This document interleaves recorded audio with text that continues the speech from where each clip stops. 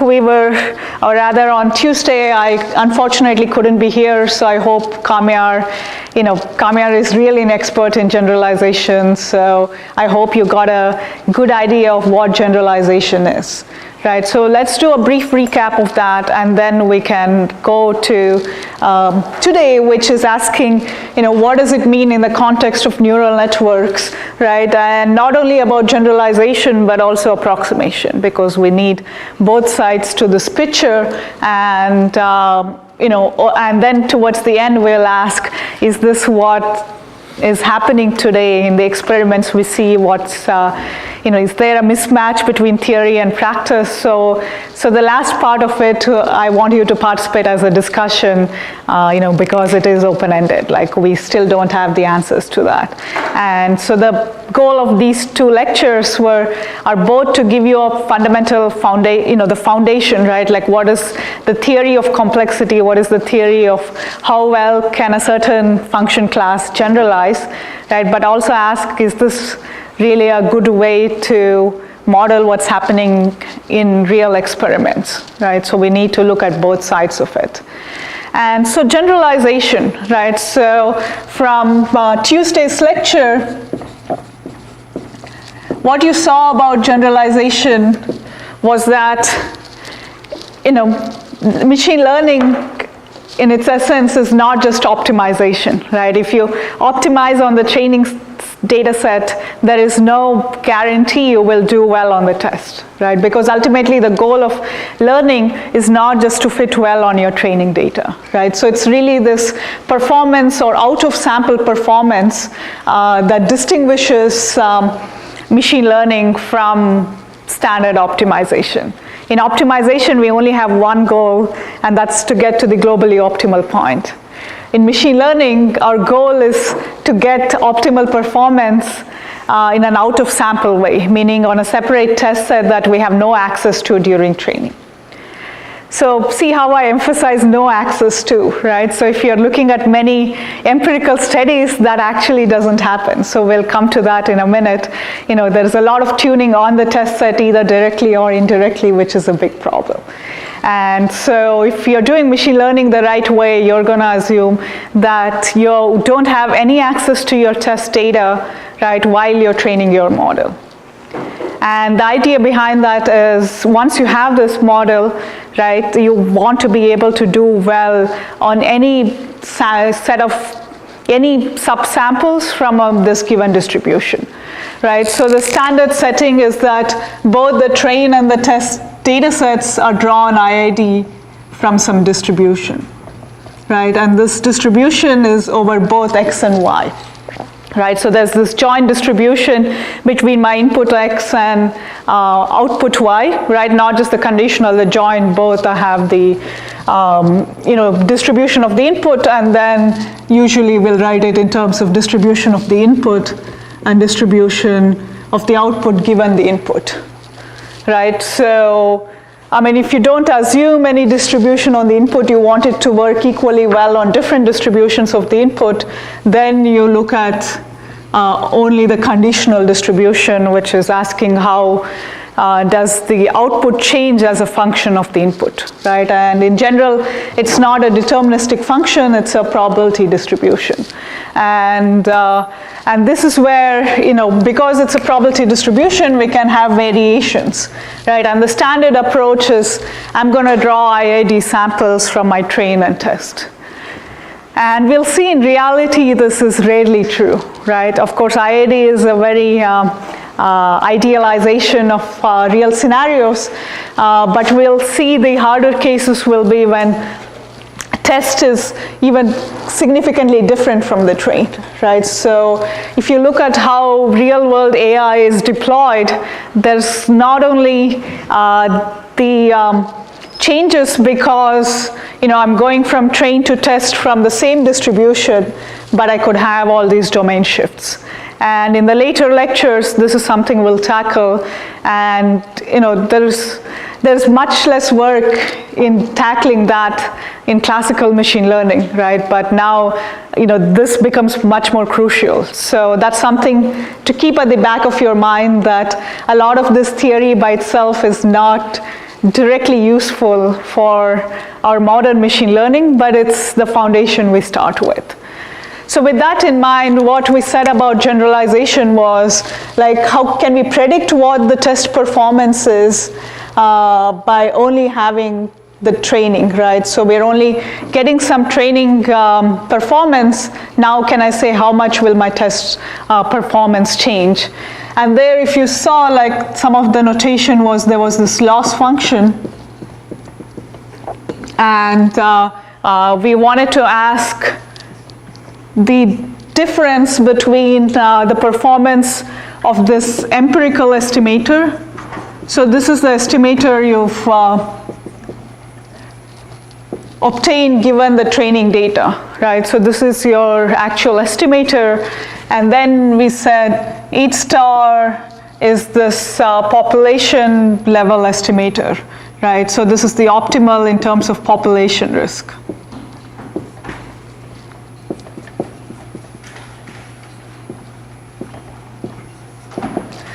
And the notion of the population risk was, so this is really the expected loss function, right? So if you recall, we had like the expectation of L of,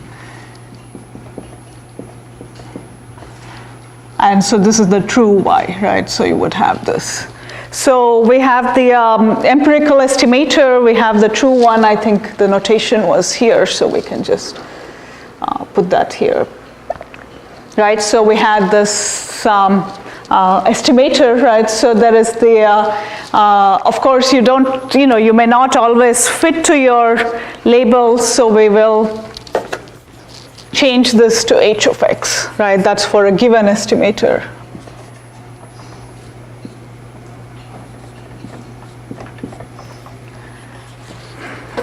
And so the real question was, how does the empirical risk vary from my population risk, right? So this was called the excess risk. And so we said this is the risk of the estimator, the empirical risk of my estimator, whereas what I really care about is what is the, how much does it change from the population level risk of my optimal estimator, right? So that was this, the expected risk minimizer, right? The H star or the ERM.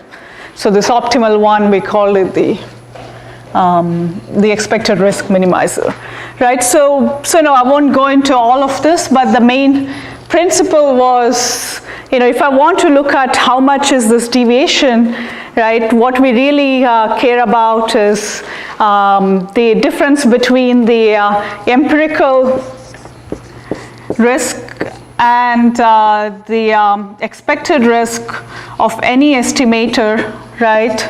How bad is this? So if I could get this bound, then I can argue about generalization. Because this is saying for any estimator, right, if I look at the empirical risk on some subset of samples compared to the actual expected risk, how much does it vary? And this is called uniform convergence because you want to say this for every hypothesis in the hypothesis class, right, or every model in the model class, depending on the terminology, what you use. But once you have this, then you can bound the excess risk, and note that this is an upper bound. So this could be a very loose bound, right? And in many cases it will be, and that's why we kind of many times in these modern deep learning, we may not always get good bounds because of this looseness. But on the other hand, this is convenient because I'm not asking what is really the nature of my selected estimator, right? Like what algorithm am I using to get to this estimator, and what is even the expected risk minimizer, what is the nature of that? So I'm not using any special properties of the algorithm or of the, the optimal estimator for the population level. I'm just going to bound this deviation for all hypotheses in the hypothesis class, right? And so once you do that, then you can also do this bound on the excess risk. So any question here? So this is the main principle, right? That once I can say, like, this is a notion of stability, right? Like I have now a subsample of my data from the distribution. How is the empirical risk different from the expected risk, right? So can I bound this quantity?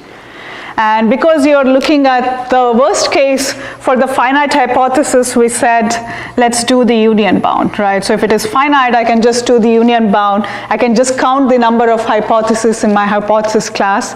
That was the simple Hofting bound, and we got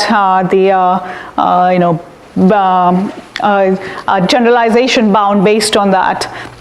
And for that notion of generalization bound, we use the Pac framework.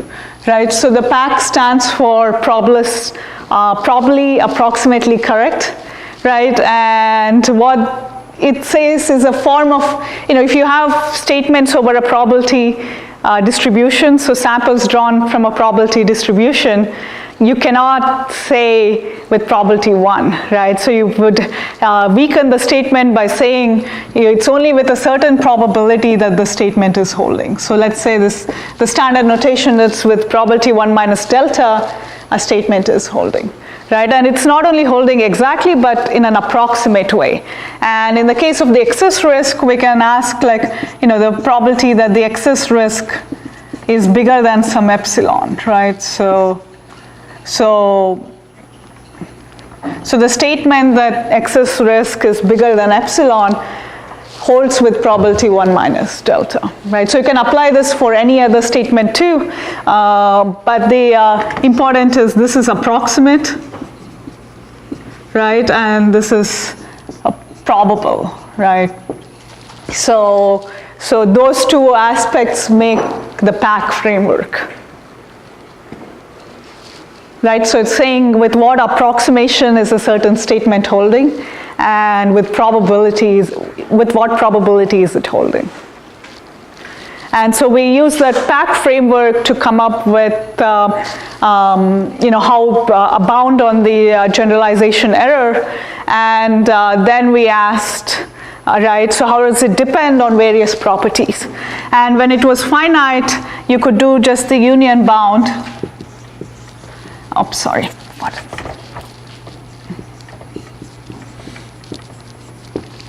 Whereas for, when the number of hypotheses is no longer finite, we had to use these more sophisticated tools, right? So, and that was the kind of, this is from Kamyar's slides, right? The idea was when it's no longer finite, some of the quantities we used was this Rademacher complexity, VC dimension.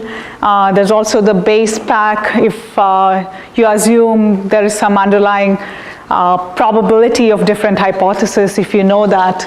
So there were different forms of complexity. Right, so so what's some interpretation of this? So we won't go into the exact expressions of what they meant, but I hope you got the intuition of what each one was referring to. I think I made a typo in the first line. It's not equality, it's an upper bound. Yes, yes. I fixed it in the... Right, yes. Almost always things are upper bounds, right? So it's very hard to provide any kind of precise statements about these quantities because that's really hard. And as you can see here, in the later statements, it's all upper bounds. Yeah, so what's the intuition behind Rademacher complexity? You've seen the expression, right? You're multiplying this loss function with Rademacher variables, and you're looking at this soup over that. So what's the intuition of what that would mean? If you're multiplying with the Rademacher variables, right? So in this case, that's kind of that's independent of your loss function, right? So what it's saying is, what is the ability of my function class to fit to random labels? So if I have labels that have nothing to do with input, right? So if I'm only drawing it independently from this equal, with the equal probability of -1 or +1, how well does it do? And of course, this is useless, right? If you're doing a machine learning task, it will be far from random labels, right? Because what we really hope is, with the input, can I predict the output? And if the output is independent from the input, you won't be able to do that, right? But this is where generalization can be very poor, right? So random labels is the most challenging case for generalization. Because here, whatever you memorize on your training data, right? So if you really overfit to your training data, then you can perform very poorly on your test, right? On the other hand, if you ignore all the training data and just flip coins, right? So if you just say, I'm gonna predict through coin flips, then that's actually a better thing, right? So it's measuring how much you're overfitting to your training data in a certain way. Right, and it is indeed a very pessimistic way, because it's saying, if I had this a class of functions and I was only thinking of this fitting to random noise, how much would it do, right? So that's the intuition. I mean, there is the actual expressions, but it's talking about the ability of the richness of this function class, right? So how well can it fit to random noise? And in a way, because it's random noise, right? That's hard to fit to, right? Usually if there is structure in the data, then there's a notion of compression. You can fit it more easily. Does that make sense? And so that's the intuition behind Rademacher complexity. And so what about VC dimension? So in the VC dimension, right, it's a similar related intuition, but here we are really thinking about the number of points you can fit to, right? If you really want your estimator to memorize a certain number of points, what is the maximum it can do? Right, so even if it is just dumb memorization, if you can only memorize a small number of points, then it has to generalize better, right? Because it can't memorize all of training data. And that's the intuition. If you have a large amount of training data and you can only memorize a small number of those, then it will generalize, right? So you can't overfit to your training. And notice how with all this, the principle is, right, the complexity of your function class has to be bounded. Rather, you need more samples than the complexity of your class, right? Roughly, that's the traditional notion of this overfitting, that I will have some bounded function class, somehow limit its complexity according to these various measures, and then I can hope to generalize better. Because if I limit my complexity, I cannot memorize all my training data. And so that means I won't have overfitting. I can guarantee that I can generalize well.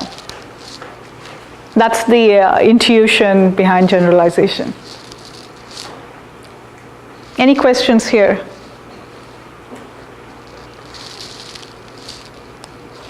Right, so this was all covered in the last lecture.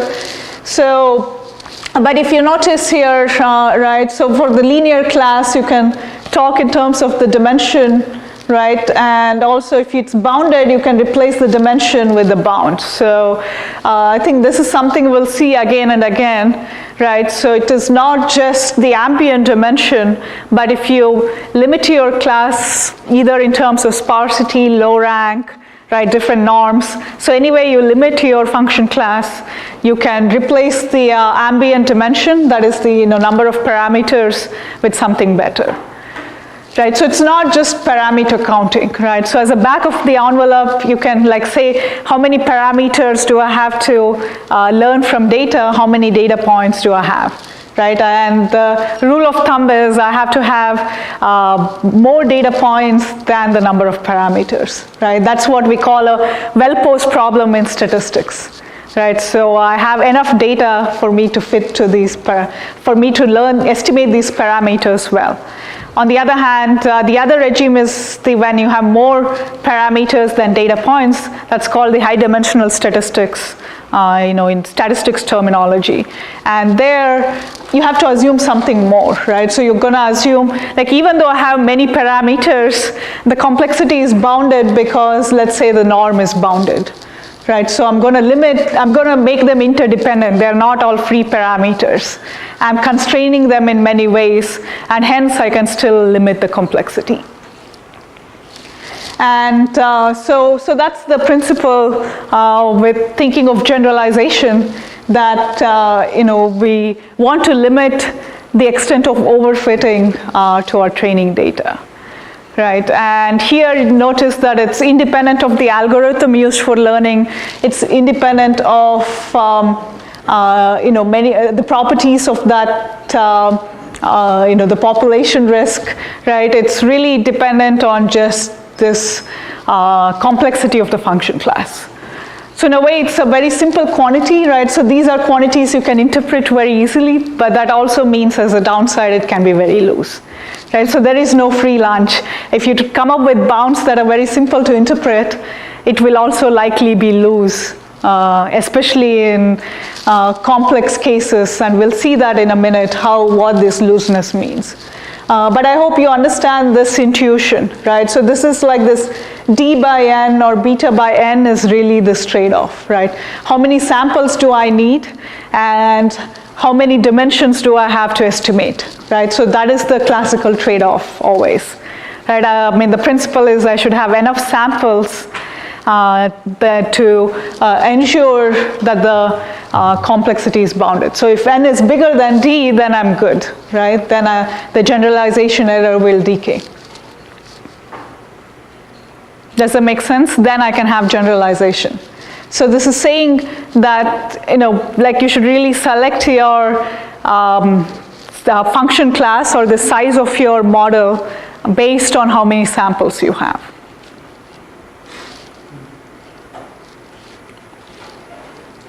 Yeah? One question. What does the dimension t refers to? The dimension of x or y? In this case, the linear class, right? So I think this was like the set of linear classifiers in t dimensions. So that's the dimension of x. Oh, so in this case was just binary classification, right? So for the general one, there'll also be like a number of classes coming up here. So and that's the intuition, right? If you have larger x, then it should be harder to generalize. So. I'm assuming the n samples are IID.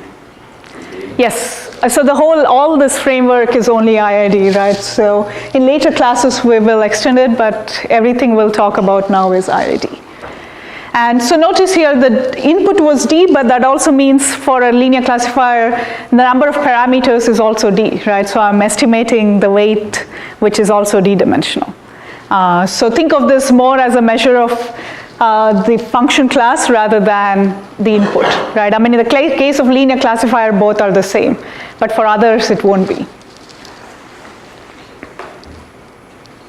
So make sense? It's really this trade-off that's important, right? How should the number of samples, vary as a function of like the class of models I choose, right?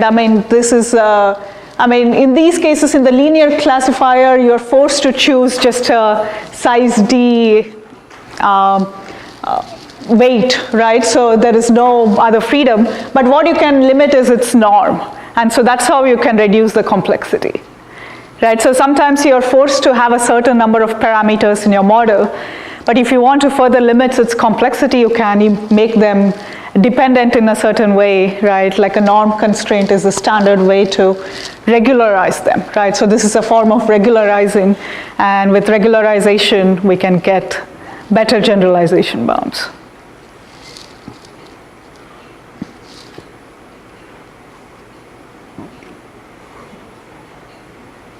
Any questions here?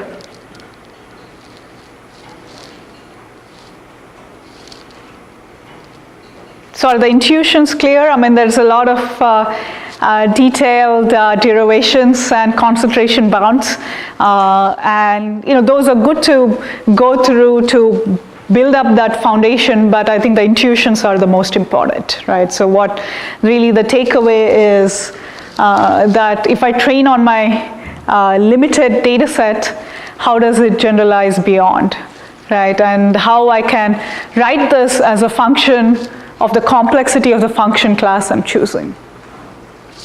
And as a rule of thumb, the more complex the function classes, it's harder to generalize on that. Because if you have a higher complexity, you can better memorize your data. And if you memorize your data, then you will generalize poorly, right? So that's the basic rule of thumb. And with these bounds, though, that trade-off becomes very precise, right? So it's saying choose the number of samples to be bigger than the dimension for a linear classifier.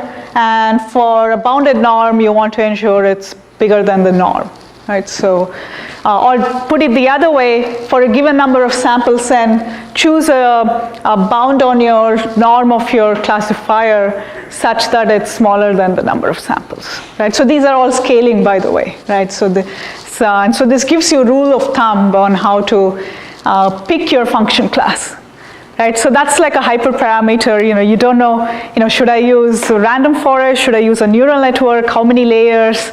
What should be the regularizer? So these are giving you rules of thumb to pick that. That's the goal behind all this theory. Yeah. So this was from the last week. So this week, last lecture. So in this one, we will look at neural networks. So we'll look at the complexity of a class of neural networks, but we'll also ask what about approximation bounds, right? And what about this relevance of this theory to modern neural networks that we see in practice. So that will be the goal of this lecture. And so I won't derive this result. I will give this as an exercise in the assignment. So if I have this two-layer network, we can ask, what is the complexity of this class? Right, so last week you saw the linear classifier, and now that's like a one-layer network, right? That's similar to a one-layer neural network, and now I can do a two-layer neural network. And this is the classical neural network. Most of the theory limited to just this two-layer network, and it's actually much harder to give good bounds for more layers. We'll come to that in a minute. But at the I hope all of you are familiar what's a two-layer network, right? So you have X, you have Y, you have some intermediate layer. And I think in that notation, this is from Percy's notes, this H's are these intermediate neurons, right? So each one is just a linear function. After that, some nonlinearity is applied, right? So each one will have some weight. Let's say Wi is the weight vector for the ith neuron. So it takes X, there's some bias. And then you can take the combination in the next layer, right? So in this case, it's just a linear combination, and that was this omega I. And so M is the number of neurons in this intermediate layer. So there's a couple, the should be alpha. Where? Predictor 653. Yeah. Sorry, where? The BJ, should that be the alpha? Oh yeah, that's alpha. Yeah, that's true. Yeah, I guess that's a typo. Okay, we'll stick to alpha.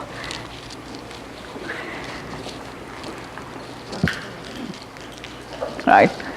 And here you will kind of compose the complexity of the different layers, right? This is a general trick because we know what's the complexity of each linear classifier or a perceptron, right? And then we can ask now, if I take combinations of those, what would that be? And we will again bound these norms because that's when we can get good bounds, right? Otherwise, it would be like the dimension, you would get like a dimension dependence here, and so you can't explicitly see the effect of regularization, right? On the other hand, if you do it for norm limited class of functions, then you can really ask, if I regularize, I can hope to get good complexity. And so what to notice here, right? So the main thing is this product of these norms of the two layers, right? So it's like now you have the norm on layer 2, so that's the norm on alpha. Right, so meaning like not all the weights can be very large, right? So you kind of have to ensure the overall, like, in this case, the L2 norm is bounded. I mean, you can also do it with other norms, but I guess this is B2 prime. And same with also the norm of each classifier, right? This is the result we had from the last slide. So you will assume each of those will also be bounded. I forget the notation, B2, I guess. And so in this case, the Rademacher complexity is the product of those two norms. Right, so that's the thing to notice, that you can now compose these layers. So you can have multiple layers, and the complexity will be the product of those norms. So this would actually generalize to more layers as well, at least the order. So you would have like the product of the norms of the layers. So how can you limit the complexity? What's a simple way to make this complexity small?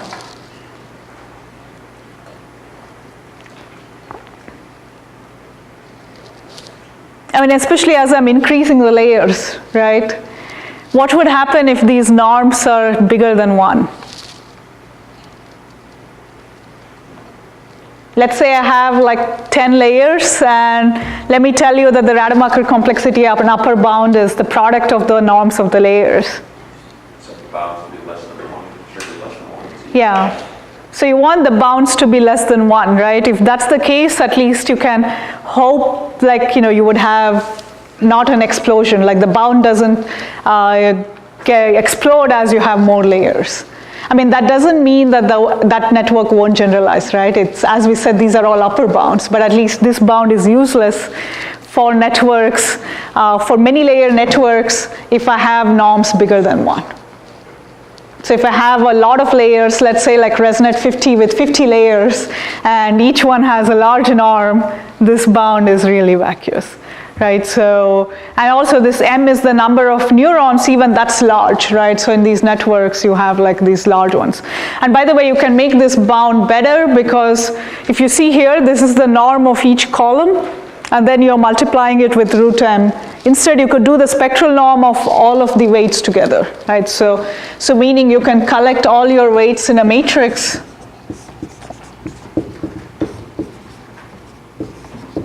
It's called this weight matrix.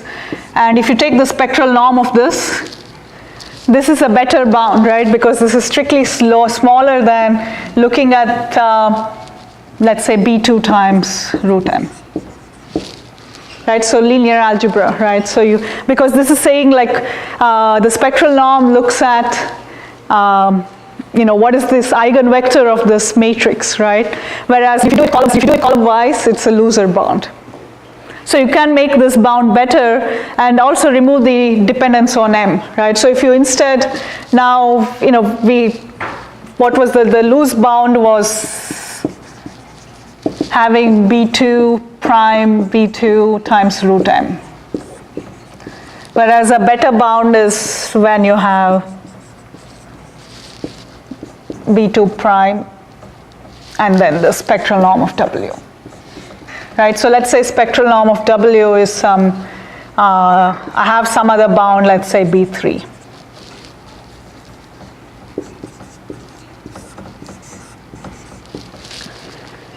And here it's independent of the free parameters, right? So it's not just parameter counting.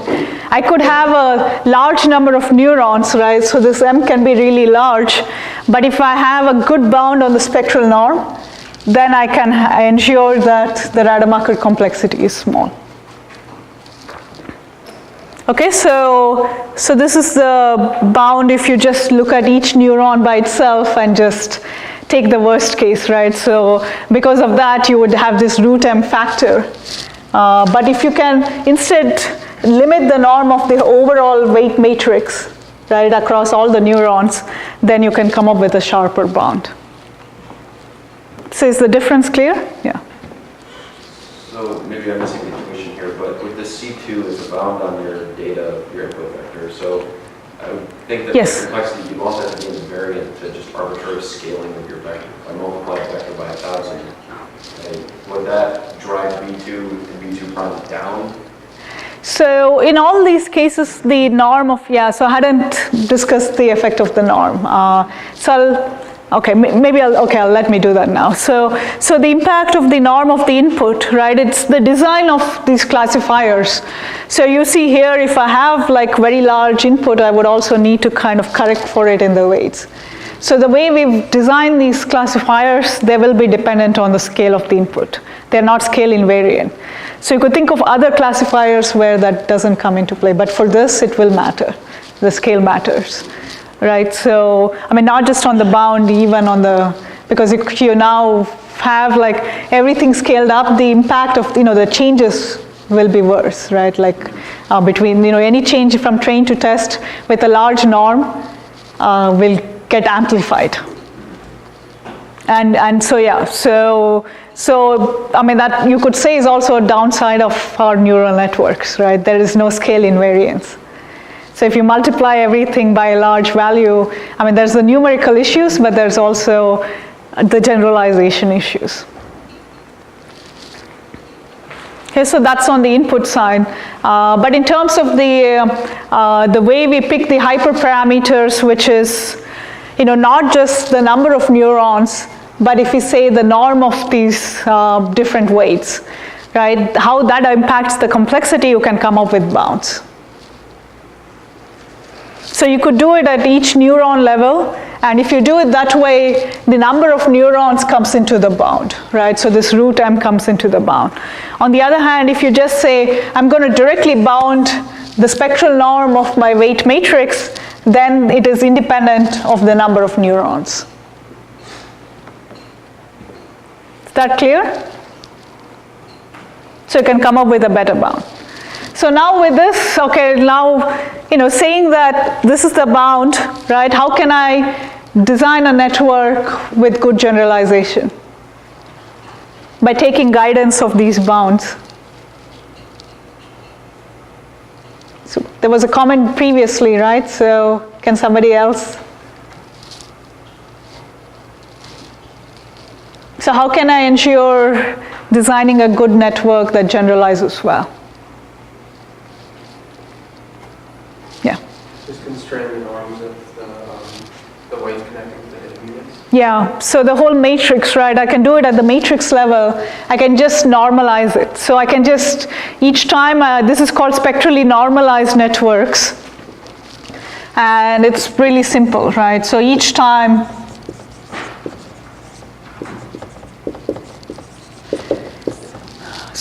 I'm training this network, I'm going to project down my weight matrix to spectral norm being 1, right? So meaning I'll just normalize it with the top eigenvalue. And so in the end, you're ensured a network where all the weights are spectrally normalized. And there are sharper generalization bounds for these spectrally normalized networks. Peter Bartlett has set of results for this setting, right? So there are some nice properties from this. And also on the more practical setting, these spectrally normalized networks, we have a paper that's upcoming in ICRA where we are using a neural network to land drones. So I won't go into the details there, but there the spectral normalization not only ensures generalization, but it also ensures Lyapunov stability. Right, so this is a tangential direction. I won't talk about it a lot more than that. But all I want to say is spectral normalization can give you desirable properties beyond generalization. And generalization and stability also have interesting connections, right? I think nobody has formalized that well enough, but in control theory, we want the stability in terms of some Lyapunov function, right? So meaning if I can perturb my system, will it still converge near a ball to the original optimal point? And having spectral normalization will ensure that. Because if it's spectrally normalized, that means the overall Lipschitz constant is bounded, right? That's the main thing you want to think about, because the Lipschitz constant, you can limit it in terms of product of the norms of the layers. So that's a tangential connection. I won't go deeper into that, but to keep in mind that generalization, having good bounds on generalization could also give you other benefits like stability. Any questions here?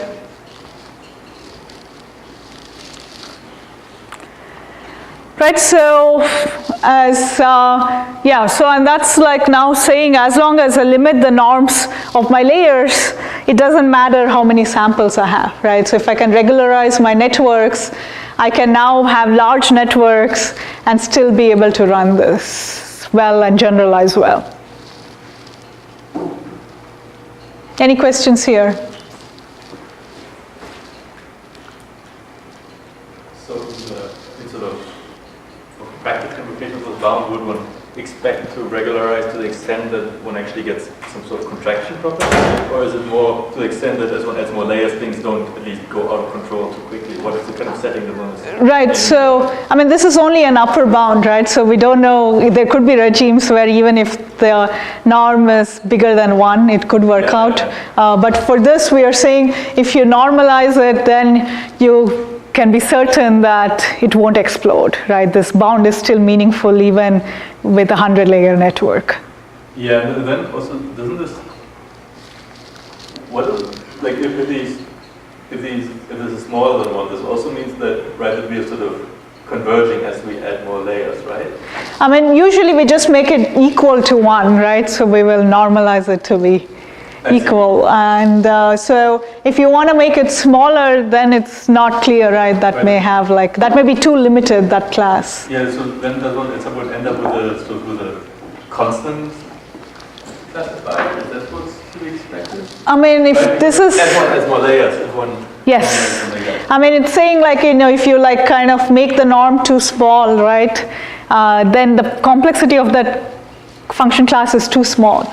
So then you may not be able to get 0 training error, right? So this says nothing about approximation. This says nothing. But then this means that, so in this case, adding additional layers actually decrease the complexity of the... Yes. Because you're, so in a way, you're saying, right, so, I mean, there will be, of course, other parameters, right? So, I mean, there's also the, but yes, if you only like keep everything else constant and you only add more layers and decrease the norm, right? This is gonna,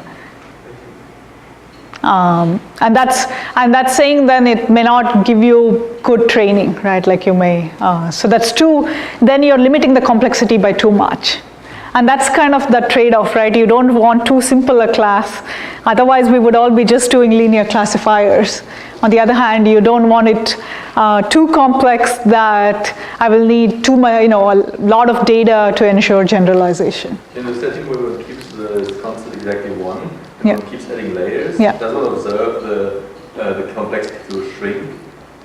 Or does one observe like in terms of practical training data, this to shrink or not? Because that would give an indication as to how tight this bound is, right? Right. So I'll come to the practical side of it, right? Because there could be some fundamental issues in terms of how do we even measure this, right? So that's the later part. So and one is layers, the other is the size of the model, all that. Can we empirically test this, right? So I'll come to that after I do a bit more. So I'll come back to that. Any other thoughts? Okay, so we went from linear classifiers to also neural networks, and you can come up with a bound on the Rademacher complexity for any number of layers, and having this norm bound will help you, ensure regularization and hence good generalization. right? So that's what I wanted to cover here, right? So now, I mean, so far, right, like what we really worried about in generalization was how, how much is this excess risk, right? Like, if I go from train to test, how will that change? But we didn't think about the approximation, right? Because there is some like actual, let's say, conditional distribution from my input to the output, and how well can this class of can this function class approximate it? Right? Even if I had infinite samples, how well can we approximate it? And so it's a combination of both, right? There is both the approximation error and the estimation error. So the estimation error is coming because I have finite samples. The approximation error is coming because I'm limiting the complexity of my function class, right? And you need to balance both of them. And so the idea is, I mean, if I took a linear classifier, I'll have good Rademacher complexity, so that means I know I will generalize well. So this estimation error can be limited, but the approximation error can be large, right? So you want to really balance both of them and not just look at one of them, right? So that's why this whole picture is so complicated, because I don't know how one would change based on the other, right? All we have is bounds on each of these, and then we can combine those bounds. And then there is the third part, which we don't really have a good handle, right? The third part is, this is assuming it goes to the globally optimal point. If on the other hand, the algorithm goes to some other estimator, right? So what is that algorithm dependent bound on the excess risk? We don't have good bounds either. Right, so this is what, like, there's a lot of looseness in each of these steps, but it's important to think of each of the errors and ask, as rules of thumb, what can I say for different function classes? And before we go to the neural networks, I'll just very quickly write out how these errors decompose for linear regression. So I won't derive it. This is something, again, as an assignment I'll be providing, but it'll give you an idea of what this means to decompose the different errors, right? So if I'm looking at linear regression, so I can look at the Bayesian setting, meaning I'm going to look at the expectation over both some distribution on x and y, right? So I'll have like an expectation on both my input and also the conditional, and then I want to fit this to some, my output into a linear function, right? So I'm going to do regression and not classification. There are similar intuitions, but it's easier for regression, so I will do this kind of square loss setting, right? So if I want to minimize this population level loss function, right? So in this case, it's the square loss function. So what is this W? So that's called the base optimal. So I will, these are from statistics, but the main idea is the base optimal estimator is just looking at the expectation of your output as a function of your input, right? So this is the conditional expectation, and this is actually base optimal. And the reason for this is you can break down this loss function. So if I call this as the loss function L, as a loss function between, let's say loss function over W, right? So if I say this is some loss function over W, I can, have the result that this loss function can be decomposed into two parts. So this I won't,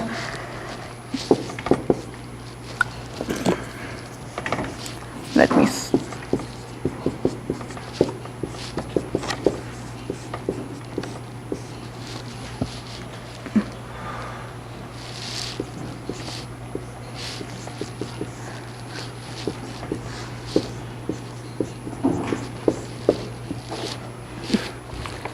And so the main intuition is this is always positive, right? So you can't do anything about this.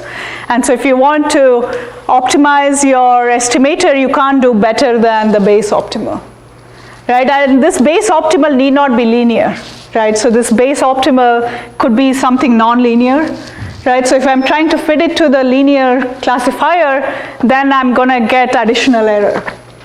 Right, so there is a few lines of proof to argue why this is the decomposition of my loss, but the main idea is that, I can't do better than the base optimal estimator if I want to minimize the expected squared loss in a linear regression problem, right?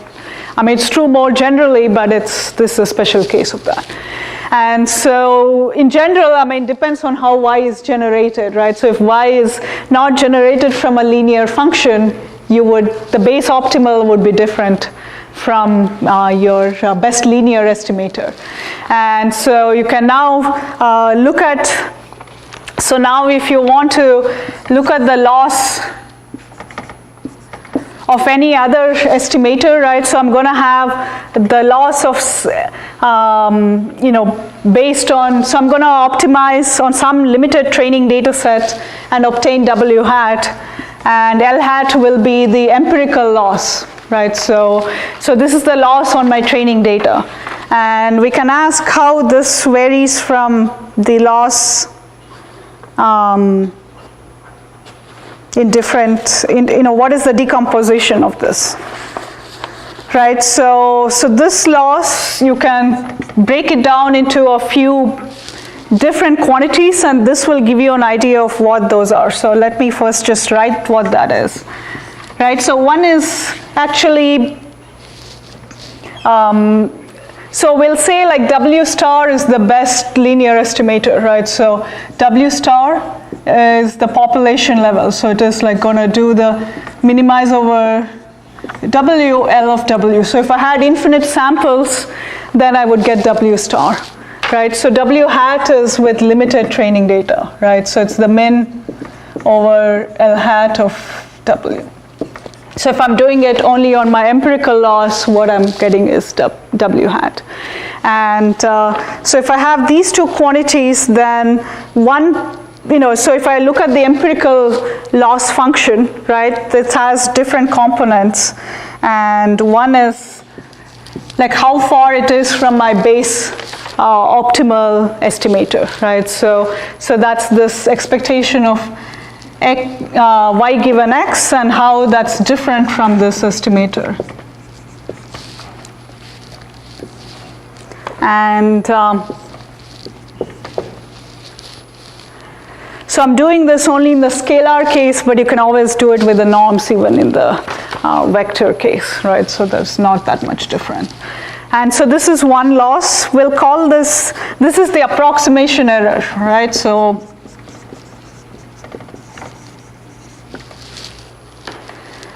one component of this empirical loss is just saying what is the best you can do, right? So if you're now looking at the population level loss function and picking the best linear estimator, how far is it from the base optimal? So that's naturally one contribution to the empirical loss.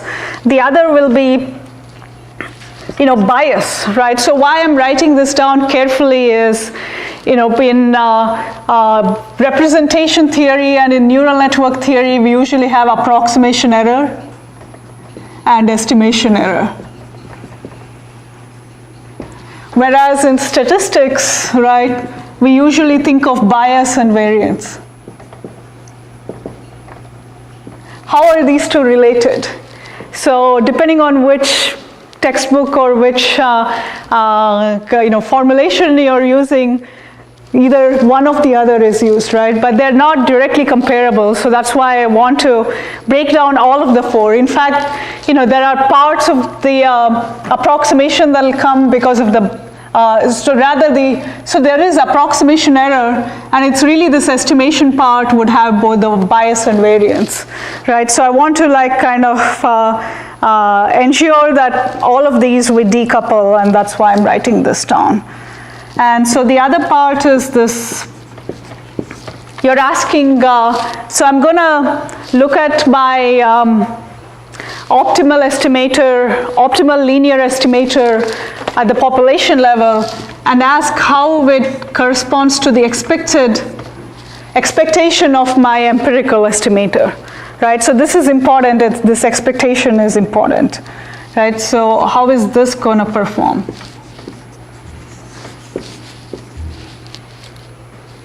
And this is known as estimation bias.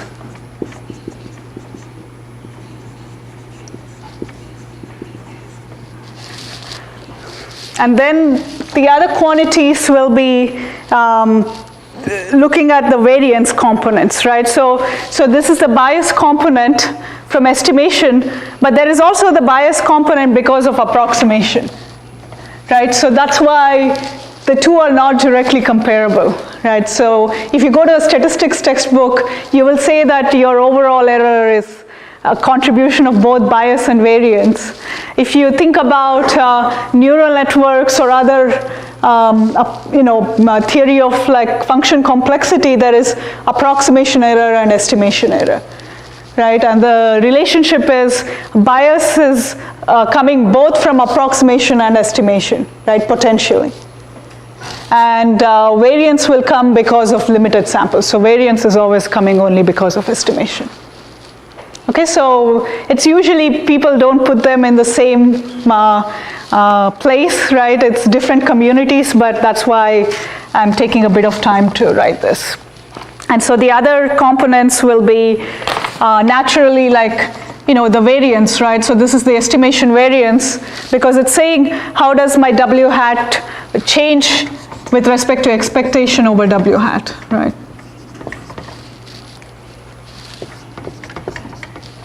And so this is the estimation variance.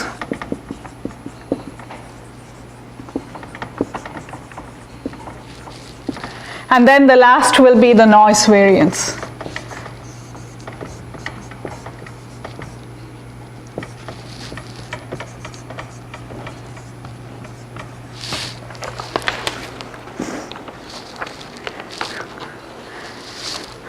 So are these four clear? So the main intuition is the variance also has kind of two different parts, right? There is one source of variance coming just from noise. So by this noise, I mean this is no dependence on your estimator or even the fact that you're using a linear class of estimators, right? It's just noise from the problem, right? So this is the inherent noise or the inherent source of variance. Right, so no matter what you change your estimator or you go from linear to nonlinear estimator, this will always be there. So for the variance part, should that be y given x or? Oh yeah, sorry, y given x. Yeah, thank you. Right, so I mean if it was the base optimal estimator, right, then this would be the only source of variance. Right, but because you're also using some other estimator that could have its own variance, right? So this is the variance of your particular estimator. And then there is the variance that's independent of your estimator. And same on the part of the bias, right? So there is your estimation procedure that will introduce a bias. Right, and that's the estimation bias. But then there is something inherent, right? No matter how you choose a particular linear estimator, there will be this approximation error and that'll introduce a bias. Right, so I mean usually the terminologies are used in two separate communities, but I hope you can see the correspondence. Right, so in statistics we break down error into bias and variance. Right, whereas in representation theory and in neural networks, we break it down into approximation error and estimation error. Right, so if you carefully break it down into multiple errors, what we'll see is you could interpret the approximation as one source of bias, right? It's a systematic error. Like no matter you have infinite number of samples, you will still have this error, right? So the approximation error is one source of bias. But then it's also your estimation procedure, right? Like how you're coming up with your W hat will determine another source of bias. And same with variance. There is one source of variance that's independent of your estimator. No matter what algorithm you use for your estimator, you will pay this price. Right? Whereas there's another one that depends on how carefully you design your estimator. So it's decomposing the overall empirical loss into these different components. Okay, so and I think here you will see in a clean way what the approximation error is, right? It's saying like at the population level, what is the best estimator I can use and still what would be my expected loss, right? Like how much, how well can I fit my function even given infinite samples?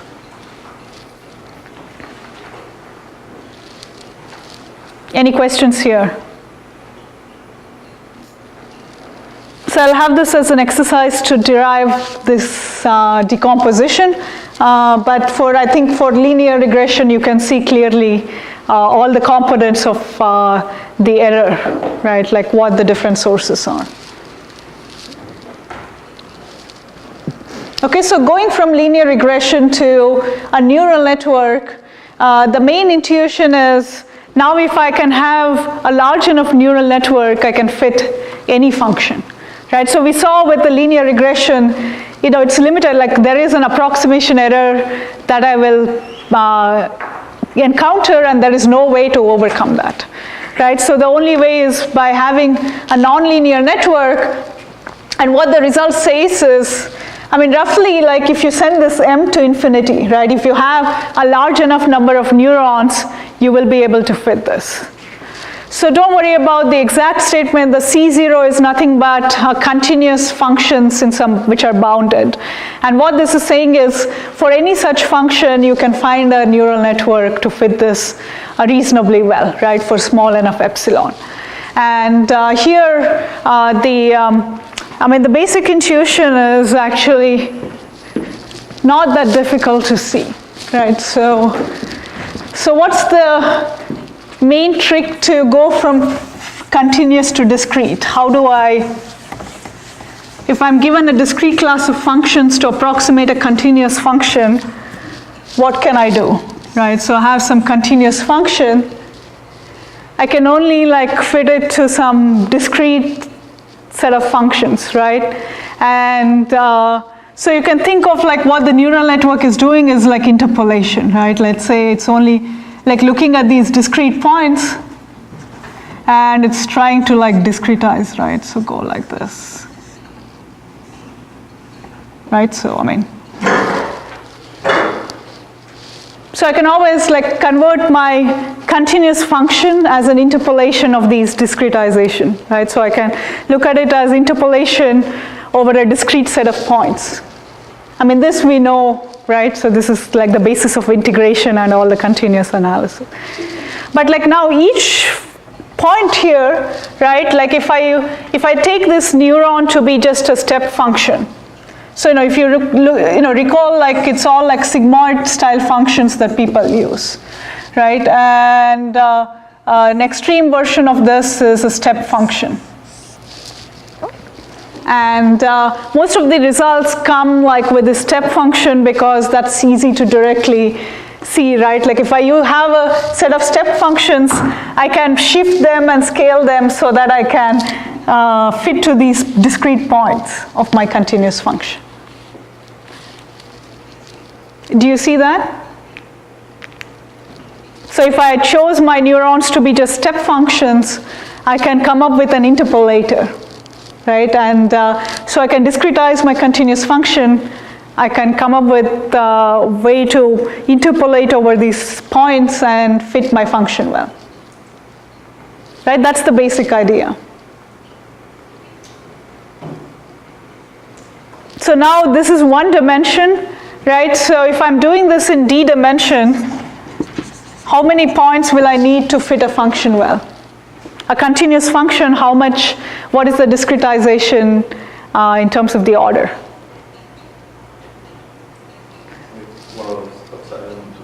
Right. So it's exponential in D, right? Like if I wanted like epsilon, let's say, or let me use capital delta because epsilon could be used for other things, right? So this, so this delta, I need it to be like to the D, right? So, so this is having an exponential number of points.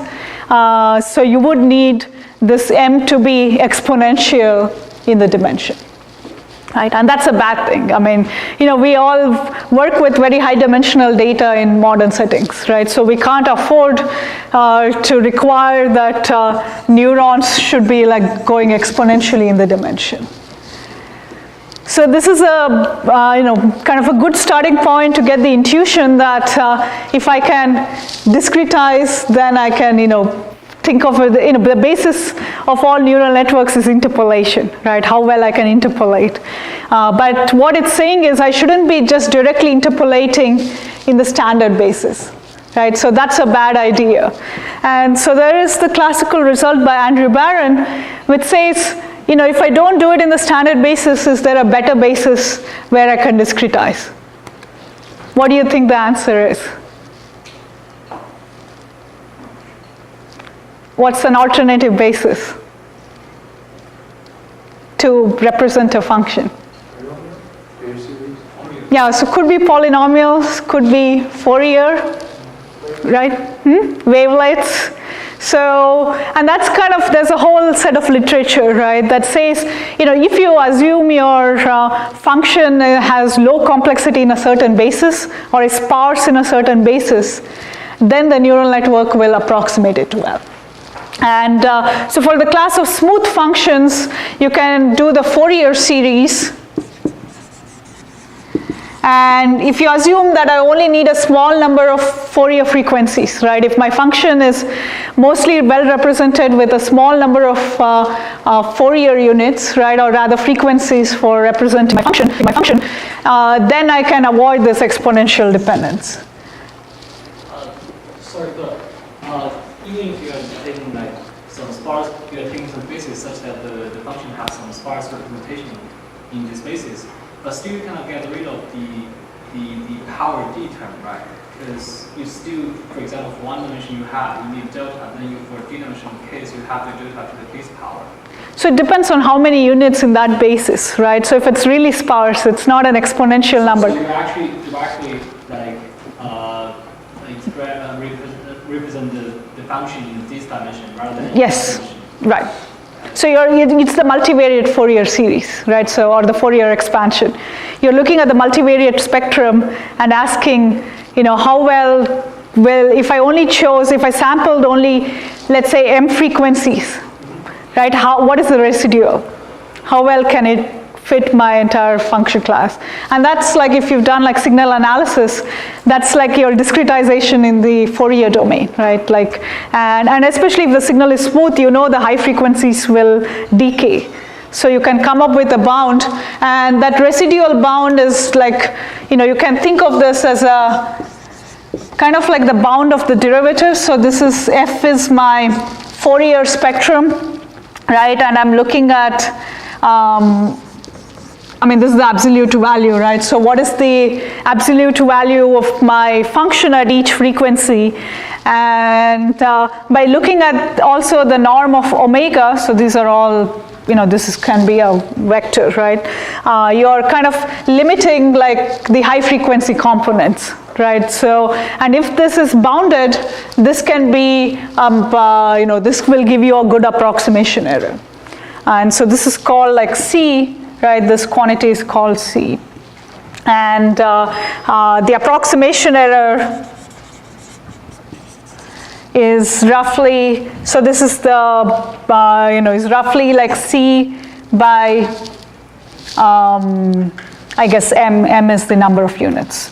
So, if this is the square error, right? If you look at the square of your loss using this, the fit of this function minus the square of the residual, and take the expectation, you will get this quantity.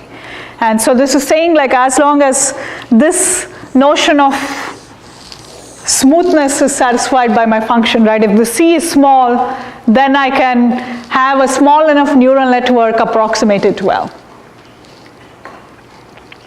So that's how we can avoid the exponential dependence by looking at better ways to do this. Okay, so the main trick is really to ask, is this function well represented in a different basis, and can I limit the complexity in that basis, right? If I only discretized it to a few points, will the residual be small enough? That's the main intuition, and then there are the details of what it means in the Fourier spectrum for different functions. Yeah? Does a dataset that is easy to decompose in different length bases impact the model class you want to use? Yeah, because it's that's the nuances, right? Because if it was really this, why even choose step function? Maybe the Fourier basis was the right basis, right? Because you kind of, if there is a basis where you have the most compact representation, maybe you should be using those units in your neural network, right? But we usually don't know that very precisely what that actual function is, right? Like in the images, is it really wavelets? Right? We have many evidence, maybe wavelets represent them well, but probably, it still deviates from this idealization. Right? This is only analysis, right? In reality, we don't know what the true function looks like, what's its complexity. Right? So that's the problem. But this is saying like neural networks can efficiently approximate some natural classes of functions, and one class is the smooth function. So if you have smoothness, you will have the decay of these high frequency in your spectrum, and so that means you don't need too many units to approximate this well.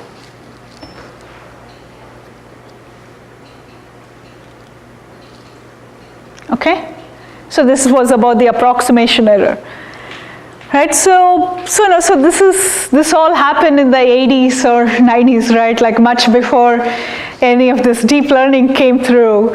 And so now the question is, from here, where do we go next? And that's where I would say nothing is really resolved, right? So one is like deep versus shallow. I think you will hear a lot of comments about this, right? And so one thing you can kind of ask is, I have two networks. I have one network with many, many layers, right? And then I want to ask, how can I approximate this network with many layers with a shallow network? And what it will say is, I think it's not that hard to see if you're looking at composing many layers, right? This is a complicated function. And so you would require in general an exponential number of units here to represent the same. And that's easy to see for a polynomial function, right? So if I have f of x to be, let's say, x plus x1 plus x2, x2 plus something, right? x3 plus x4 and so on. So if I have this as a product form, that's what these deep networks do, right? So here if I'm taking products, so if I'm taking products over the layers, this is a direct analogy. Because I'm doing sums and then I'm doing products, the sum product network, a deep network can represent a factorized form like this. Whereas if you expand this out, right, the number of terms, right, will be exponential in the number of factors here. Right, because if you have two factors, that's like 4. If you have 3, right, so it keeps like, growing. And so if you want a shallow network to represent each of them, you would need a lot of units here, right? And so people argue that the deep network will make it more compact to represent composable functions, right? Of course, the reverse is not true, right? If I have an arbitrary network with exponential number of units in the shallow sense, I can't always convert it to a deep network, right? Because it may not be factorized like this. If I can't factorize it, in the case of the sum product, then I cannot express my big shallow network as a deep network, right? The converse is not true, but the forward statement is true that I can start with a deep network and it would require a very large number of units in the shallow network to represent this. Right? And then what people argue is maybe nature itself has this kind of composability, right? Like nature likes to have representations that compose themselves into many layers. So it's something special. It's not some arbitrary units here and an arbitrary function that the shallow network represents. And so that's why, we can have these deep networks represent natural domains well.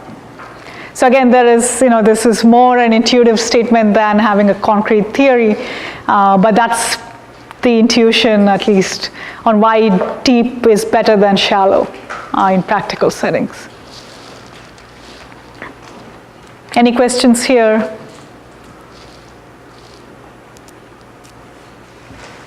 Yeah.